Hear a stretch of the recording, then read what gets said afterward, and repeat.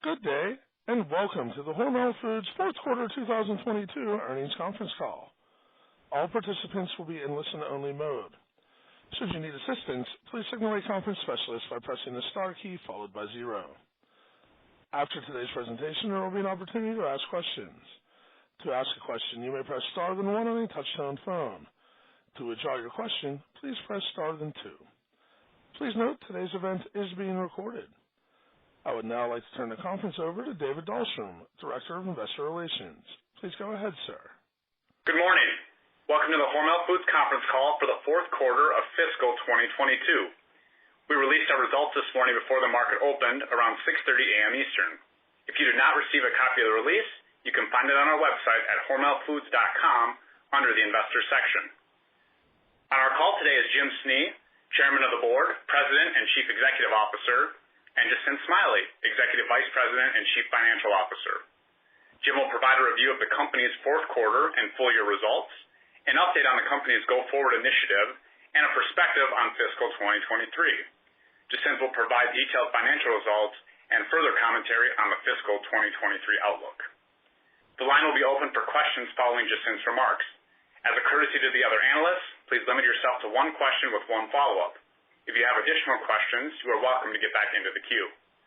An audio replay of this call will be available beginning at noon today, Central Standard Time. The dial-in number is 877-344-7529, and the access code is 9562037. It will also be posted to our website and archived for 1 year. Before we get started, I need to reference the Safe Harbor Statement. Some of the comments made today will be forward-looking, and actual results may differ materially from those expressed in or implied by the statements we will be making. Please refer to our most recent annual report on Form 10-K and quarterly reports on Form 10-Q, which can be accessed at hormelfoods.com under the Investors section.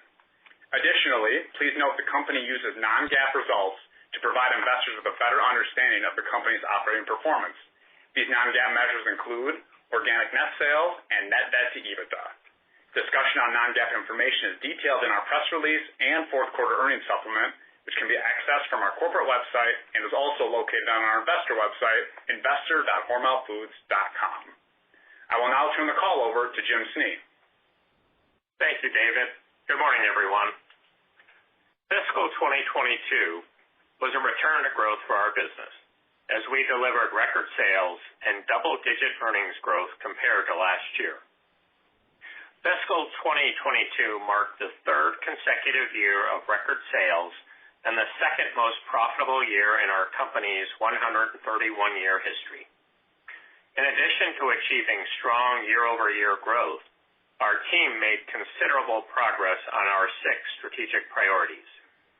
First, we continued our efforts to protect and grow our core brands. Sales in our retail channel increased 7% in fiscal 2022, led by brands such as Spam, Skippy, Hormel Natural Choice, Dinty Moore, Hormel Square Table Entrees, and Mary Kitchen. Of note, the Spam family of products achieved its 8th consecutive year of record growth. Second, we made progress amplifying our presence in snacking and entertaining. We delivered excellent growth on the Columbus and Hormel Gatherings brands, and we have successfully integrated the Planters business. We have a powerhouse of brands with the goal of becoming the leading solutions provider in the snacking and entertainment space. Third, we saw growth from our ethnic and food-forward portfolios. Both our MegaMex joint venture and Applegate business achieved sales milestones this fiscal year, driving growth behind the Wholly, Herdez, and Applegate brands, respectively. These businesses are well-positioned in the marketplace due to their strong and reputable brands, on-trend innovation, and loyal consumer bases. Fourth, we continue to expand our leadership position in food service. Sales in the food service channel grew 20% compared to last year, as operators again turned to our items to help solve for labor pressures and to diversify menu offerings. We drove excellent growth in this critically important channel, highlighted by brands such as Bacon One, Austin Blues, Hormel Fire Braised, and Cafe H. Our food service portfolio and direct selling organization remain key differentiators and growth catalysts for the company. Fifth, we invested into our international business as we look to aggressively develop our global presence. In fiscal 2022, we commissioned a state-of-the-art innovation center supporting the Asia-Pacific region and approved another capacity investment to support our growth in China. Our international business is expected to be a significant growth driver for the company. Finally, we continue to transform our company. We made noteworthy progress on our transformational efforts at Jennie-O Turkey Store and laid the groundwork for the next step in our evolution as a global branded food company, our Go Forward initiative. We also made considerable progress on our 20 by 30 challenge.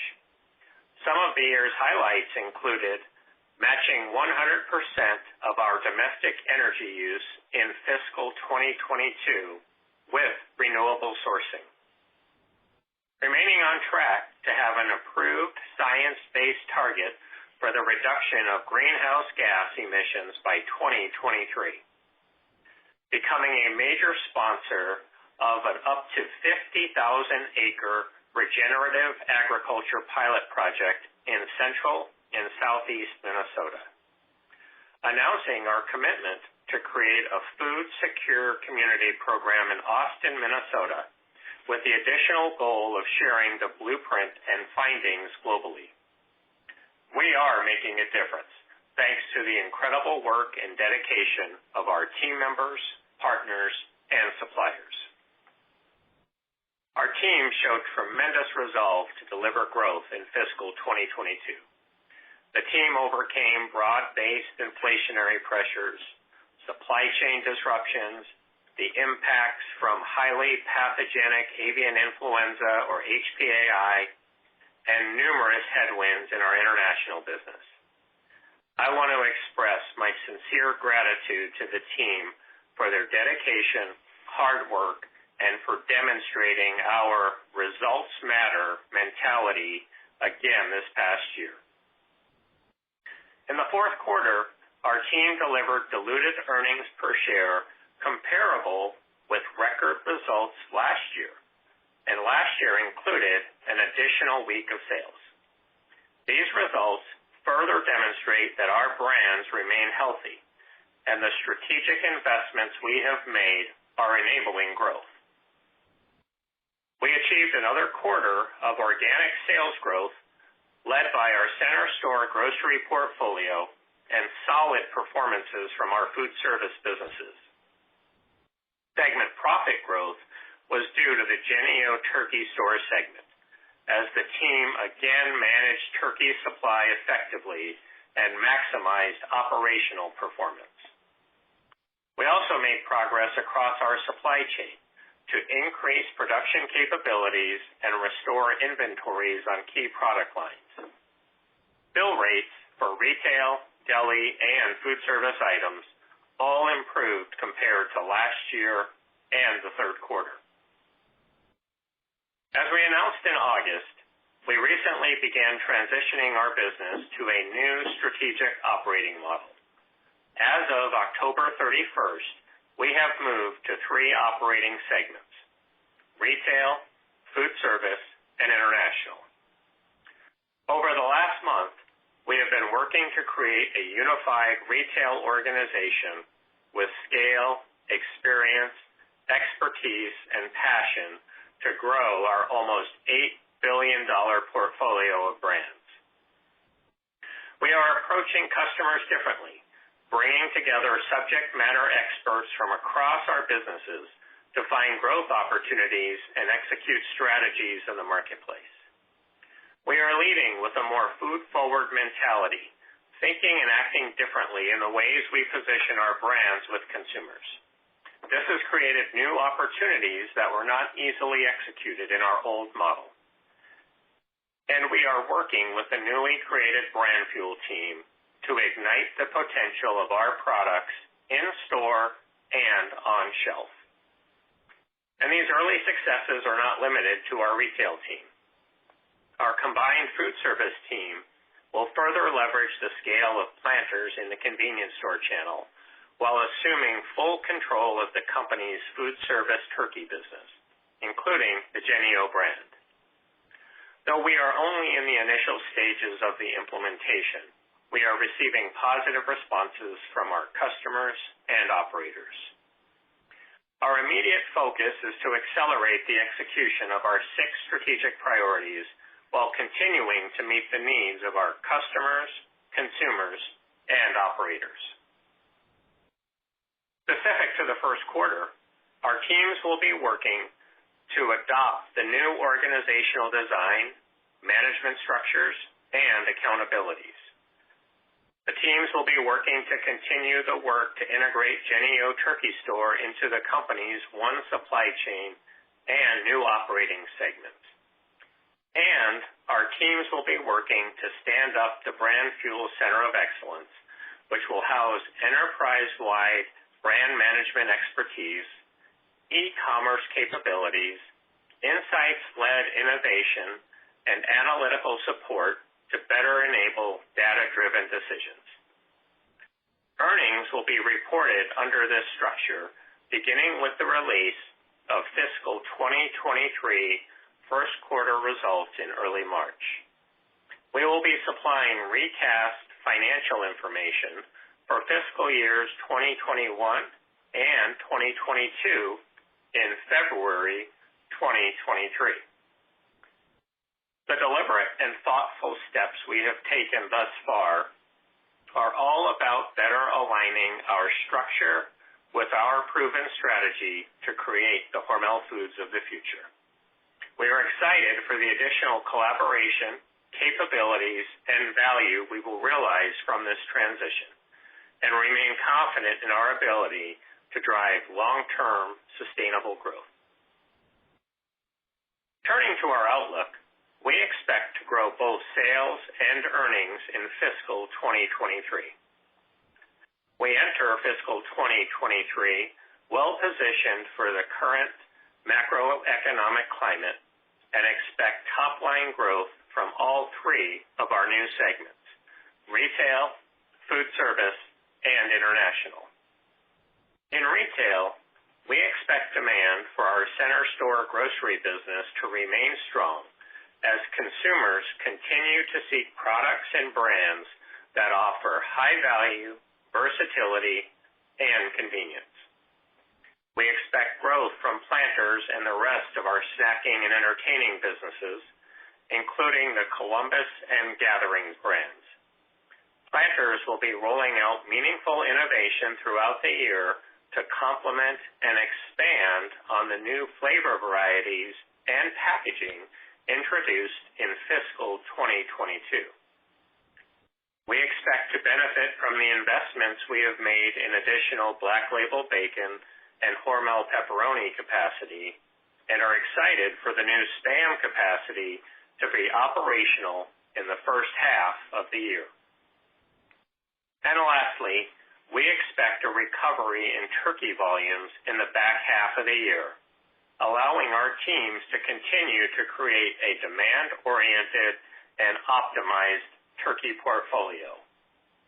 This is heavily dependent on any future impacts to the supply chain from HPAI. We expect that the pricing actions taken over the past few quarters should result in a benefit to net sales in fiscal 2023. However, we have also accounted for additional impacts from elasticities as these new pricing actions are adopted in the marketplace. To help mitigate risk to our retail volumes, we plan to increase advertising and brand investment, make further progress on our efforts to continue to improve fill rates, and return to full assortments across our leading platforms. We plan to deliver innovation across the portfolio. We'll leverage the capabilities of Go Forward, which include our well-established revenue growth management and digital experience teams, our combined direct selling organization, and our newly created brand fuel team. In food service, we are expecting another year of growth from our solutions-based portfolio and direct selling team. We enter the year from a position of strength after 2 consecutive years of robust growth during the industry recovery. The consistent inroads our teams have made over time, including during previous economic slowdowns, to diversify our presence in emerging and non-commercial channels will help us navigate through future market volatility and uncertainty. Additionally, the team plans to leverage the Planters and Jennie-O brands to make further gains in the convenience and K-12 channels, respectively. Our international business had a challenging year in 2022, but we expect a strong return to growth in fiscal 2023. Demand for our products globally is robust, and our production capabilities and inventory levels are healthy to support this demand. We believe that many of the export challenges we experienced this past year will gradually subside. Like many, we're currently monitoring the situation in China. We are actively engaged with our in-country management team and are prioritizing the health, safety, and well-being of our team members. This team has been resilient in the face of numerous challenges and will continue to deliver growth with balance between retail and food service. From an overall bottom line perspective, we anticipate earnings growth to be driven by our food service and international segments and improvements across the supply chain. We expect to operate in a volatile, complex, and high-cost environment again in fiscal 2023, which is why we are increasingly focused on reducing costs and inefficiencies as part of our One Supply Chain initiative. We have a strong track record of consistently capturing approximately $75 million per year of supply chain savings through our continuous improvement programs. Though these efforts continued over the last 3 years, the benefits have been masked by pandemic-related impacts, labor shortages, industry-wide supply chain disruption, and most recently, broad-based inflation. We will continue to identify and capture cost savings opportunities, find efficiencies, and drive unnecessary costs out of our system. We fully expect that over time, these actions, in addition to the benefits of broader market stabilization, will result in more normalized operating margins for our business. Taking all of these factors into account, we expect full-year net sales of $12.6 billion to $12.9 billion and diluted earnings per share of $1.83 to $1.93 per share. We have continued to benefit from our balanced business model, which is not heavily dependent on any one channel, protein, input, or product category. We also have a dedicated, well-respected, experienced, and stable management team that has again proven their ability to navigate and grow our business in volatile market conditions. Our long-term strategy to meet consumers where they want to eat with a broad portfolio of trusted brands and products will continue to be a key differentiator for our business, helping to drive growth for our customers and operators. At this time, I will turn the call over to Jacinth Smiley to discuss more detailed financial information and provide more color on key drivers to the fiscal 2023 outlook. Thank you, Jim. Good morning, everyone. I want to start my remarks by congratulating Jim Snee.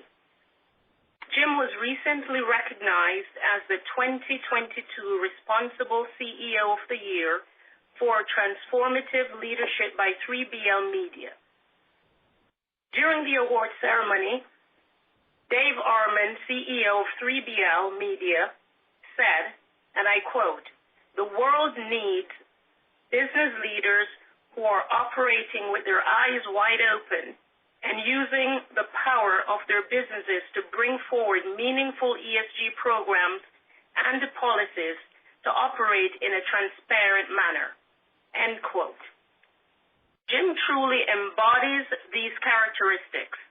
We at Hormel Foods are honored to witness firsthand Jim's leadership style and be part of the difference our company is making to inspire change, lift communities, and bring people together. Congratulations, Jim, on this well-deserved recognition. The company achieved a record full-year net sales of $12.5 billion, up 9% from a year ago. Net sales for the fourth quarter were $3.3 billion, a 5% decline from the prior year, which included an additional week. Organic net sales increased 2% for the fourth quarter. Operating income for the fourth quarter and full year increased 3% and 17%, respectively, overcoming the additional week of sales last year. Strong results from Jennie-O Turkey Store segment, higher food service sales, pricing actions to mitigate inflationary pressures, and the inclusion of the Planters business were the primary drivers to earnings growth during the year. Fourth quarter diluted earnings per share of 51 cents was comparable to the record quarterly earnings set last year. Diluted earnings per share for the full year were $1.82, a 10% increase. The company's actions to offset inflationary pressures were evident in the fourth quarter. Operating margin of 11.2% was significantly ahead of 9.6% in the third quarter. Operating margin for the year was 10.5%, an improvement versus operating margin of 9.9% last year. For the full year, SG&A as a percentage of sales fell to 7.1% from 7.5% last year. Advertising spend increased 14% compared to last year, with higher investment seen across every segment. In fiscal 2023, we are again planning higher investments to support key brands including Planters, Spam, Skippy, Columbus, Black Label, Hormel Pepperoni, and Jennie-O. Net unallocated expenses in 2022 decreased due to Planters acquisition costs last year. In fiscal 2022, higher interest expense and investment losses on the Rabbi Trust, net of associated deferred compensation, negatively impacted earnings by approximately 5 cents. The effective tax rate for the year was 21.7% compared to 19.3% last year. The effective tax range for fiscal 2023 is expected to be 21% to 23%. The company again generated strong and consistent cash flow, with operating cash flow increasing 13% compared to last year. We generated more than $1 billion in cash from operations, allowing us to invest in future growth, return a record amount of cash to shareholders in the form of dividends, supporting ongoing business needs, and increase our cash balance to nearly $1 billion. We invested $279 million in capital projects in 2022. The company's target for capital expenditures in 2023 is $350 million, which includes investment in value-added capacity, technology, and automation to increase production and drive long-term savings and efficiencies.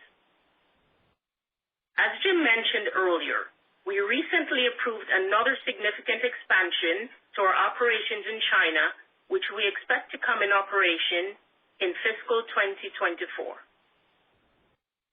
We returned a record amount of cash to shareholders in the form of dividends in 2022. We paid over $550 million in dividends during the year, including our 377th consecutive quarterly dividend, effective November 15th. We announced a 6% increase in the dividend for fiscal 2023, marking the 57th consecutive year of dividend increases. Our strong financial position also allows us to continue sharing our successes with our team members. For fiscal 2022, we will share approximately $20 million with the team, including our annual profit sharing for the 84th consecutive year. Remaining investment grade is a top priority for the company. The company ended the year with $3.3 billion of debt. On a net basis, we're below our stated goal of 1.5 to 2 times EBITDA. Our first debt repayment related to the Planters acquisition is due June 2024 with a fixed rate of 65 basis points. Our total outstanding debt is fixed with an average yield of 1.7%. As Jim previously mentioned, we expect sales and earnings growth in fiscal 2023. I want to revisit some of the comments we made in our third quarter earnings call in the context of our fourth quarter results and outlook for 2023. Heading into the fourth quarter, we cited the impact of an escalation in certain operational, logistical, and inflationary costs. Generally, these assumptions played out as expected, and we anticipate similar trends in fiscal 2023. We made additional progress across the supply chain during the fourth quarter and are becoming more efficient and productive. Fill rates improved compared to last year and the third quarter. We continue to see increased applicant and hiring flow at our production facilities.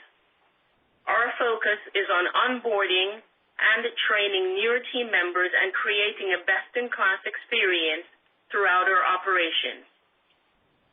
Freight and warehousing expenses remain elevated during the quarter.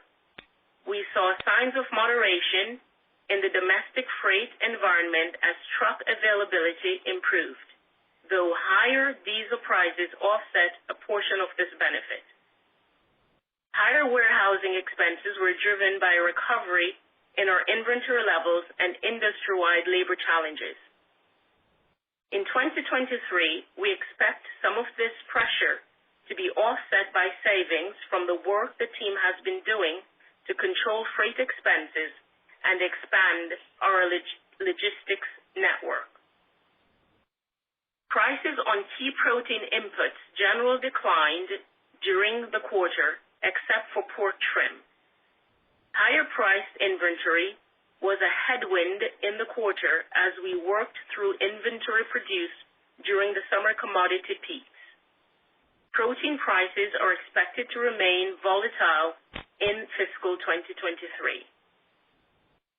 Additionally, we expect packaging, energy, and labor costs to remain elevated or increase in 2023 and for upstream challenges to persist.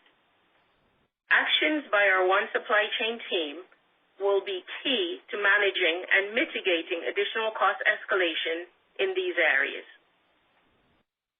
Beginning in fiscal 2023, our turkey business will primarily reside in the retail and food service segments.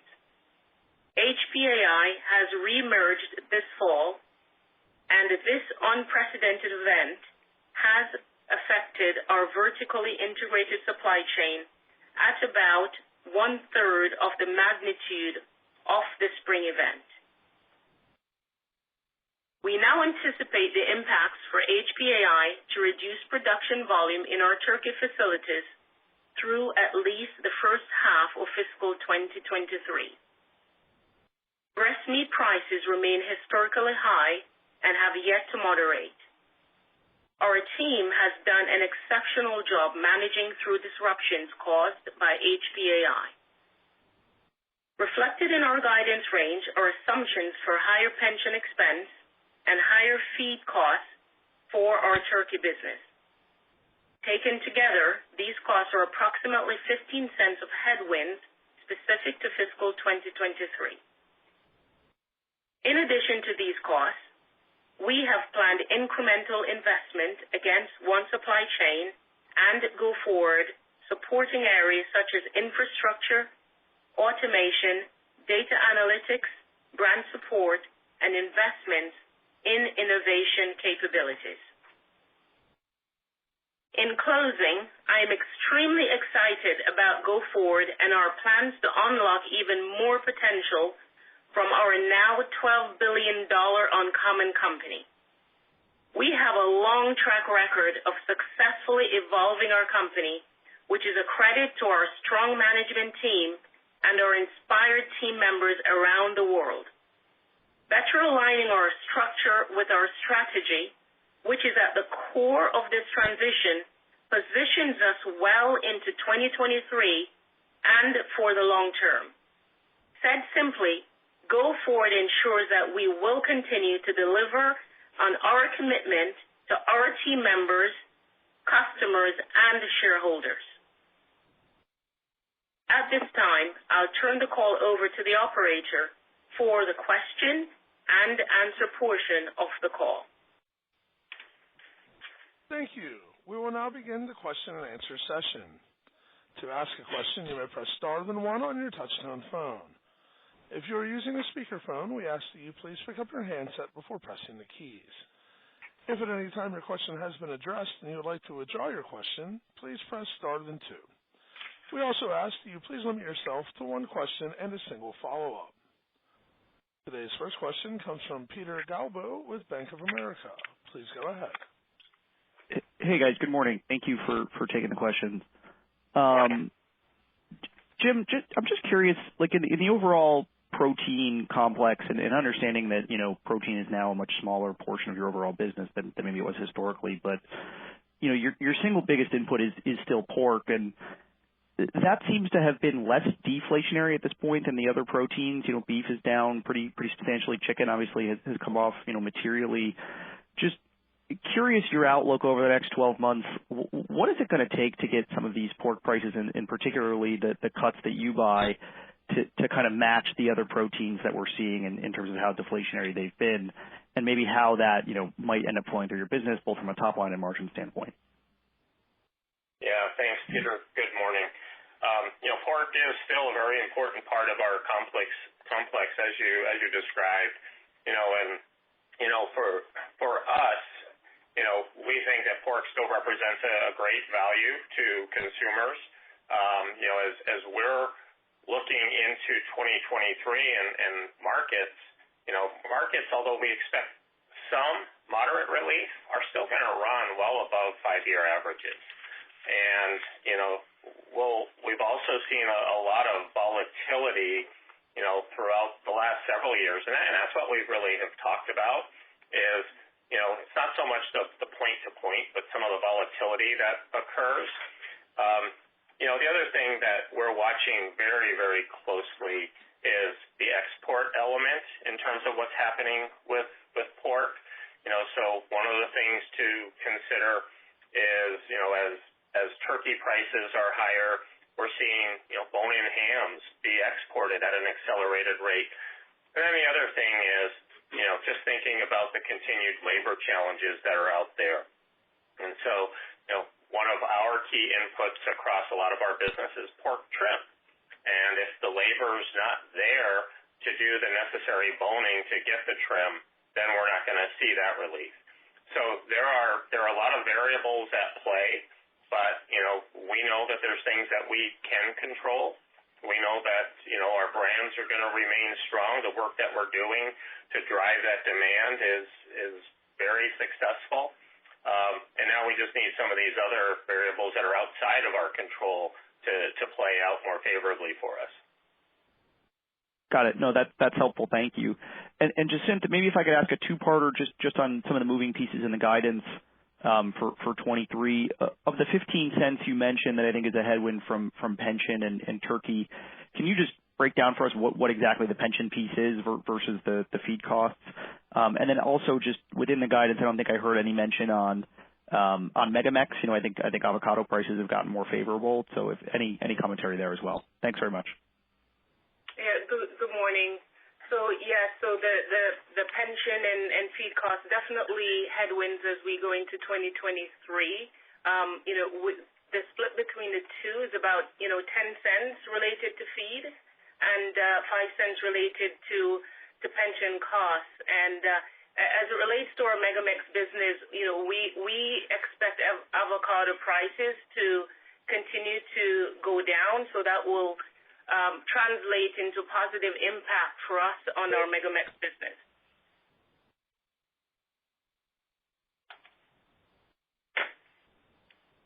Thank you. And our next question today comes from Ben Theurer with Barclays. Please go ahead. Yeah, good morning, everyone, and thanks for taking my question. Jim, could you elaborate maybe a little more on the dynamics and what you're seeing amongst consumers around the elasticities? You've talked a little bit about it in the prepared remarks, but it would be nice to understand what's kind of embedded within your guidance on top line, how much of a decline in volume you kind of anticipate based on the pricing you've done more recently, which obviously still remains a tailwind, particularly in the first fiscal half because of the prices that you've just implemented more recently. So that would be my first question. Thank you. Yeah. Good morning, Ben. So it varies category by category, as you know. We've got some categories where the elasticities are performing at more historical levels. Think probably our legacy grocery products, which will a big part of that be in our new convenience meals pillar. But then we've got some others where we're seeing elasticity, but not quite to the rate that we would have historically. The thing that is positive for us is we're not seeing anything above historical levels for elasticity. And so that's a really, really good thing. The other part that, we need to make sure we're thinking about is our food service business. A significant part of our overall portfolio, that business, the demand continues to remain strong. The portfolio is well positioned, and that team's just doing a great job not only driving new demand, but also taking share. Okay, perfect. And then just on the CapEx number, can you elaborate a little bit on what part of that is, how much is that maintenance, how much is maybe what you didn't execute or initially maybe planned to execute in 22 and then couldn't, how much is rollover, how much is maintenance, and how much is real dedicated new CapEx for 23? Yeah, so we have in the plan for 2023, the $350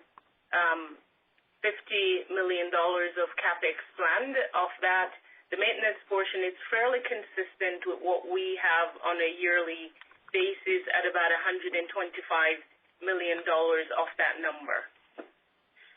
And then in terms of rollover, we certainly have, pieces coming over from last year, which is relating to our Spam and our China expansion that we're doing. Yeah, and just on that note, Ben, as we've said in our comments, Spam capacity will come online, the early part of 2023. and then really the China capacity that Jacinth references won't really come online until 2024. Okay. Thank you very much. Yep. Thank you. And our next question today comes from Ken Zaslow with Bank of Montreal. Please go ahead. Hey, good morning, guys. Hi, Ken. Two questions. One is, when you think about your pricing actions, which categories have you taken pricing to cover the cost? Which ones do you still need to take pricing to cover the cost? And then I have a follow-up. Yeah, I think as you think about our portfolio, again, going back to our legacy grocery products portfolio, we've taken significant pricing, but haven't quite covered down all of the inflation that we're seeing. But as part of that, and this, Ken, is we're being very sensitive to some of the price gaps that are out there in the category. So we've had to watch that closely. We're seeing some of those gaps start to narrow as others are moving, so that's a good thing. And then we are continuing to look at certain categories, but as always, we're going to have to be very, very strategic. But I would say as we think about our overall portfolio, that's probably the biggest gap that we have. Okay. You gave guidance kind of on the top line. You didn't give a feel for the operating profit, which ones of the divisions you'll see, even if you do high, low, medium, more than average, less than average, any sort of commentary on the profit growth outlook by division would be quite helpful, just particularly given that you're changing divisions and we don't have the same sort of history of understanding how those margins will kind of evolve. So any sort of commentary on that would be, really appreciated. Yeah, I think, in our prepared remarks, Ken, we talked about, growth really being driven by food service and international. As I said, we expect our food service business to remain strong. Our current demand is very positive. Portfolio is well positioned. Our international business, we expect to bounce back as some of those headwinds moderate. The retail business, which is experiencing the biggest change in this new operating model, is certainly going to have the impact of some of the feed costs that Jacinth has talked about. So, consistent with what we said in the prepared remarks, we really expect the drivers of the growth to be food service and international. Okay, so when you were talking about it, and I don't want to ask a third question, I understand that, but when you were talking about it, you were talking about the sales or the operating profit? I thought during the commentary you were mostly talking about sales, but you think it applies to the operating profit as well. I just want to clarify, and I'll leave it there. Yeah, think about both of them that way, Ken. Okay. Thank you. Yeah. Thank you very much. Thank you. And our next question today comes from Robert Moskow with Credit Suisse. Please go ahead. Hi, I actually have a bunch of questions here. You said that feed costs are going to be the biggest headwind for retail in fiscal 23. Is that because turkey, like the majority of turkey, will be lumped into it? And, just in the context of all these other retail businesses that are now catching up to margins, it just strikes me that the U.S. retail outlook is pretty soft. Like most of your packaged food peers are catching up and exceeding last year's gross margins because of all the pricing they've taken. So, what's different here? Is it just turkey or are there other things?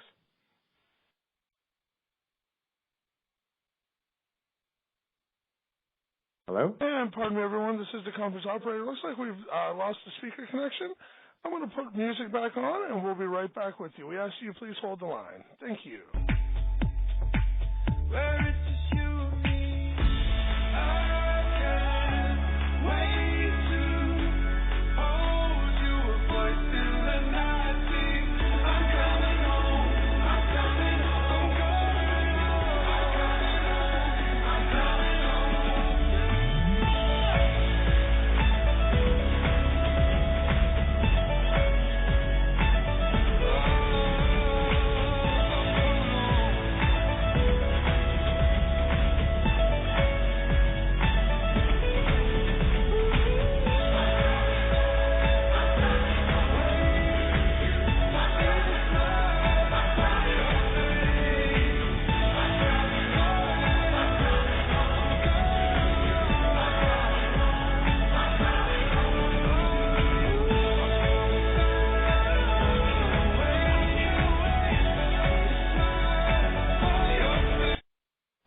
everyone, we thank you for your patience. We've reconnected the speaker location.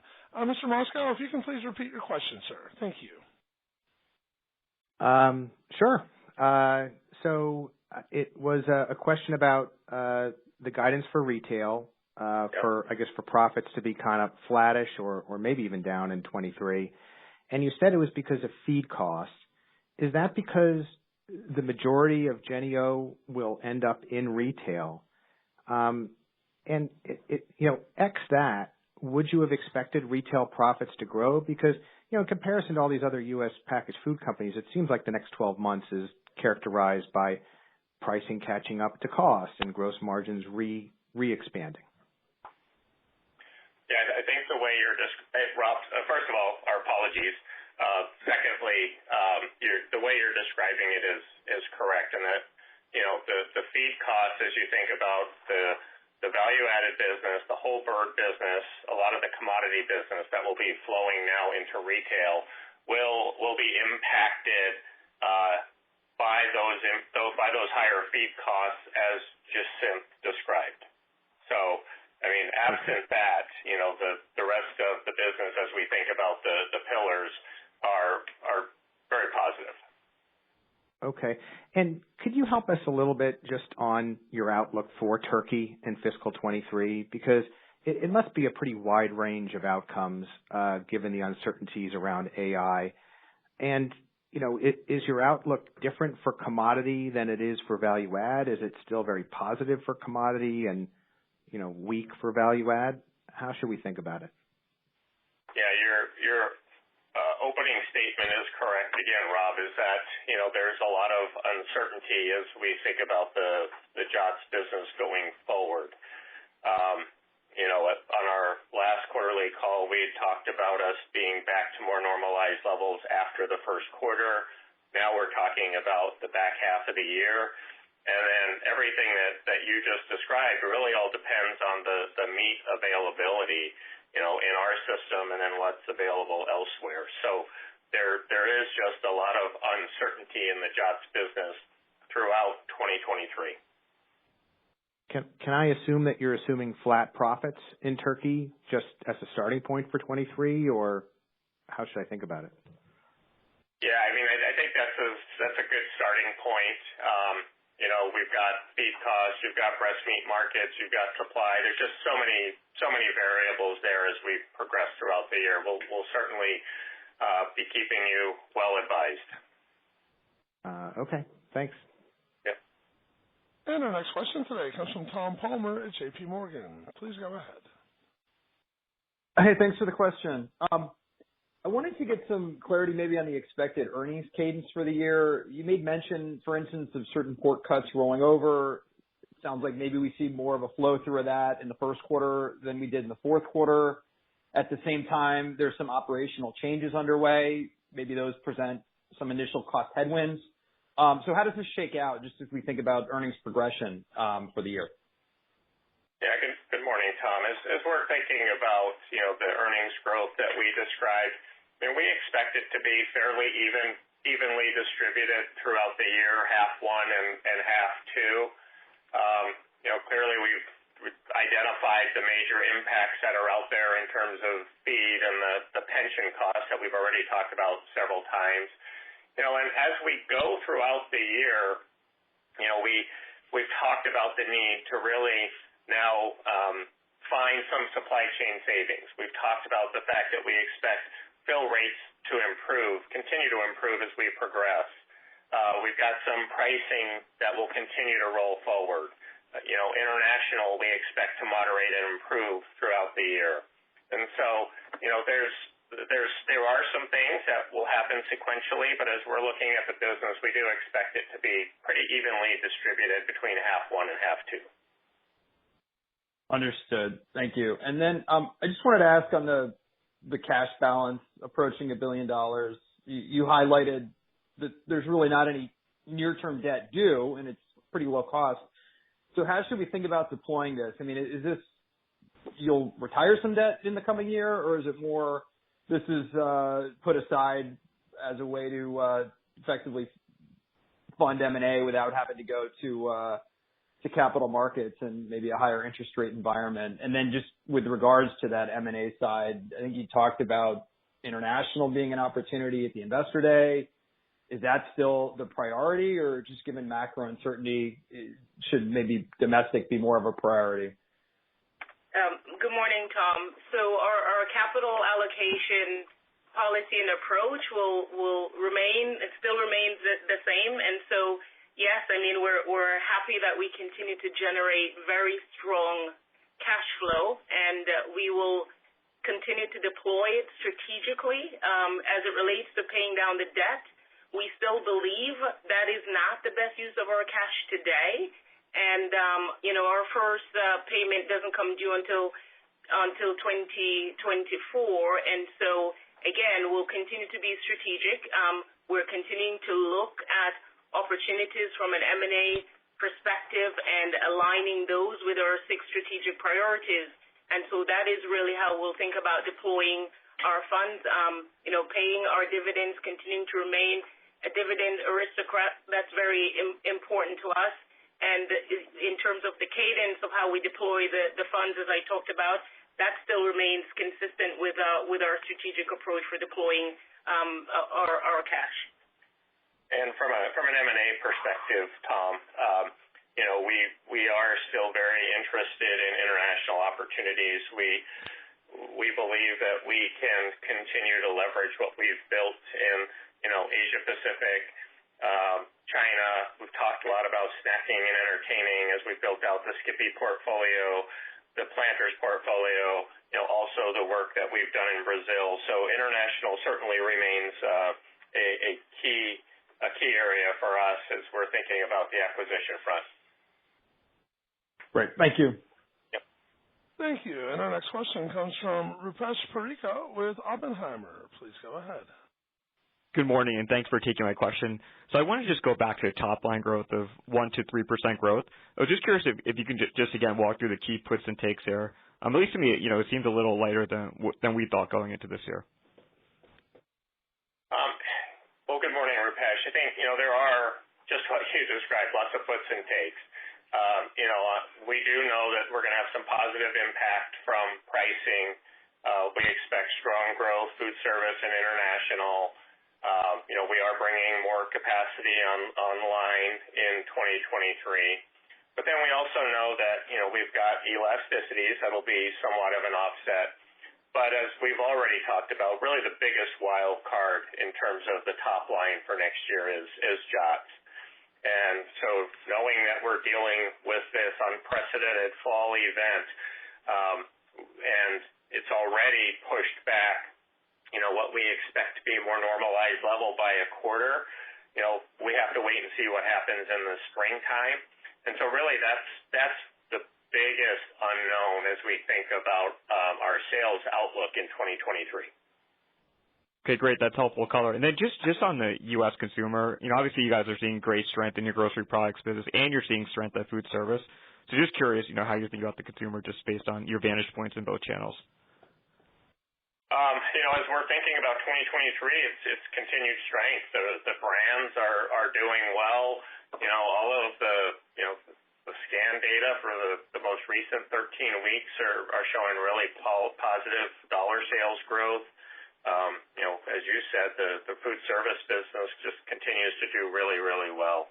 Not only, finding new opportunities, but they're also doing a really nice job of taking share. Great. Thank you. And our next question today comes from Michael Lavery with Piper Sandler. Please go ahead. Thank you. Good morning. Morning. I just wanted to unpack pricing a little bit, and I guess just would love to understand in your guidance, does it factor in, can you quantify roughly what amount of pricing is included in the growth outlook, and how much is that just are you counting on just the pricing you've already taken flowing through rolling into next year, or do you anticipate new pricing actions on top of that? Yeah, good morning, Michael. What we've got factored in there right now are the pricing actions that we've taken. And so again, if you think about the grocery products pricing that went into place in the fourth quarter, our Jennie-O turkey store pricing that we put in place really also in the fourth quarter. On the refrigerated side of the business, we've taken pricing on pepperoni, and so we've got some pretty significant wraparound pricing there. And as we're thinking about 2023, just what I said earlier is we're really watching the price gaps in the categories. We have to be very responsible. We are seeing some gaps close, and we're also, looking at those areas where we can be a bit more precise and strategic. So what we have in there today is already what we've taken, but we are assessing where there are those opportunities and where it's necessary going forward. Okay, thanks. That's helpful. And just on the margin outlook, and maybe, not necessarily specific to next year or, fiscal 23, it seems like you're guiding for some modest margin expansion. But as you think about, just where margin levels were 2-3 years ago, how much can you restore that, or how long does it take? What's sort of the outlook as far as the margin build going forward? Yeah, as we're thinking about it, that the headwinds that we've covered down or had to cover down over the last several years are pretty significant. And the team's done a great job when we think about some of the commodity costs that we've had. We've talked a lot about freight and warehousing costs. So as we think about relief from some markets, we've got still incredibly high markets. Some of the packaging costs, we've got to do a better job of taking costs out of our supply chain and our operations. And so it's all of those things that, we need to focus on, but also get some moderation on, which, to say it's going to happen in any, specific point in time. If we've learned anything over the last 3 years is, that's really hard to do.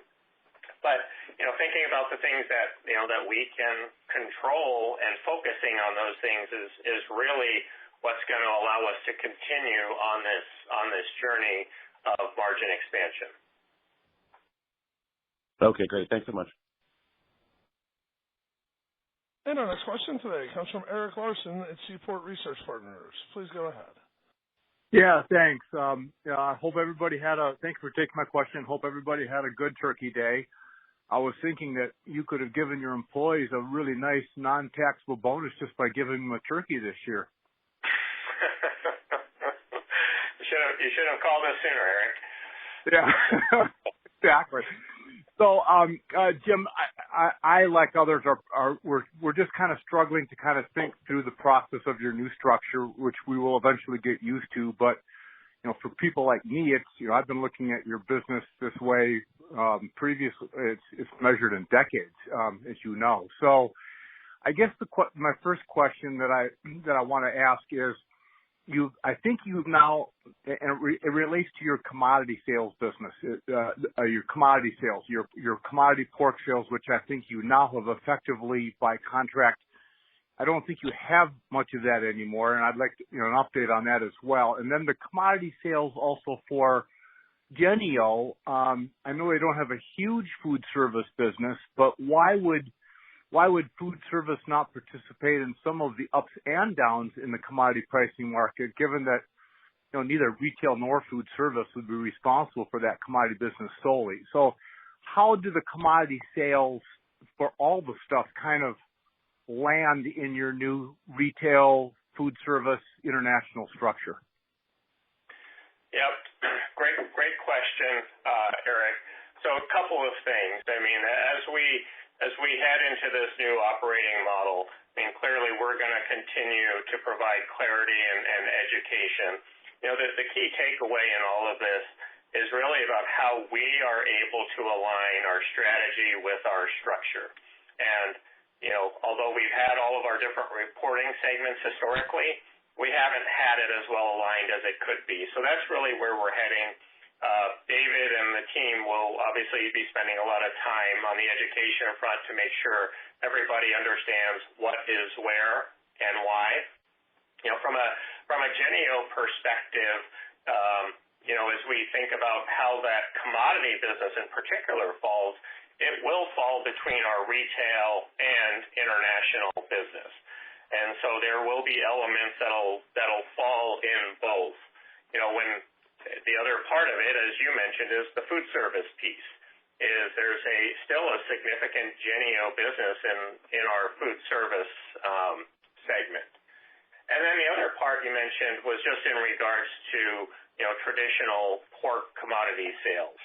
And that business, our team has done just a great job over the last number of years finding ways to really de-risk the business, de-risk the commodity side. And, right now, we're less than 10%. And so that's a journey that we've been on for a very long time. We continue to stay focused on that. And, the team's just done a great job. So hopefully that gives you a little more clarity. But just know as we get into 2023, we'll have those opportunities for education and further discussion. Okay. Thanks, guys. I appreciate the time. Yep. And our next question today comes from Adam Samuelson with Goldman Sachs. Please go ahead. Good morning, everyone. This is Arthur on for Adam.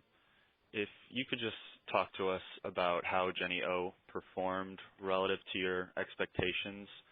It looks like volume declines weren't nearly as much as we had anticipated, and you had noted in the last quarter's call.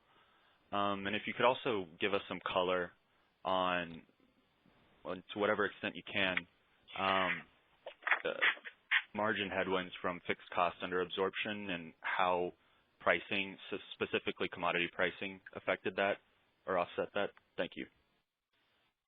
Yeah, good morning, Arthur. I would say that our Jennie-O business was actually in line with our expectations. What we had said for the back half of last year when we first started to see the outbreak was that we were going to have a 30% decline in volume in the back half of the year, and that's almost exactly what we saw. So the volume piece was accurate. Clearly the drivers were what happened with the breast meat market, obviously whole birds. So there's always a lot of moving parts, but would say that by and large it met our expectations. And then I'm sorry, I missed the second part of the question.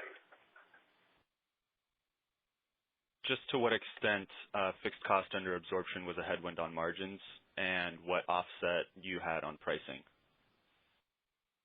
Yeah, Arthur, I think David's going to have some follow-up calls, so maybe we'd be better served to handle that there. Okay, thank you. Yeah. And ladies and gentlemen, this concludes our question and answer session. I'd like to turn the conference back over to the management team for any closing remarks. Okay. Well, thank you all for joining us this morning. As we close the book on our fiscal 2022, I want to once again thank our team for delivering such strong results for the fourth quarter and full year. I also want to thank the entire team for their hard work as we embark on our new operating model. We still have work to do, but their efforts to date have been nothing short of outstanding as we create the Hormel Foods of the future.